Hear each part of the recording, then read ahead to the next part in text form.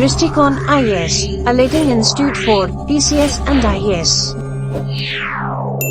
बांग्लादेश से एक बड़ी समाचार आ रही है कि बांग्लादेश की सरकार जो है वो अपने देश में 2025 के अंत में या 2026 के शुरुआत में इलेक्शन करवा सकती है। हम जानते हैं कि बांग्लादेश में जो है केयर टेकर गवर्नमेंट है, मोहम्मद यूनुस की गवर्नमेंट है, और वहां इसी साल अगस्त के महीने में एक काफी भयंकर हिंसा हुई थी, जिसमें जो शेख हसीना है, तत्कालीन जो वहां की प्रधानमंत्री थी, उन 15 साल के अपने सत्ता के बाद उनको वहां अपने देश को छोड़ना पड़ा और वो अभी भारत में शरण लिए हुए हैं। और इसी दौरान जानते हैं कि बांग्लादेश में कितनी बड़ी हिंसा हुई।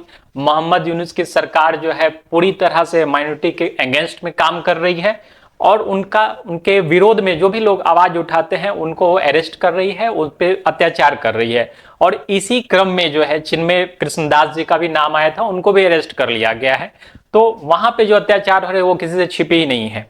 तो ऐसे में जो केयर टेकर गवर्नमेंट है, जिस कारण से सत्ता में आई थी, जो बांग्लादेश की अपनी पार्टी है, बांग्लादेश नेशनलिस्ट पार्टी है, जिसने शेख हसीना को बांग्लादेश छोड़ने पर मजबूर किया था, अब वो भी जो है मोहम्मद यूनुस के अगेंस्ट में सोच रही है।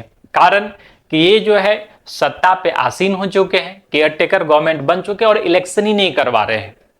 तो ये अगले साल के अंत तक इलेक्शन करवाने का इनका अपना विचार इन्होंने प्रकट किया है कि अगले साल के अंत तक इलेक्शन करवाएंगे।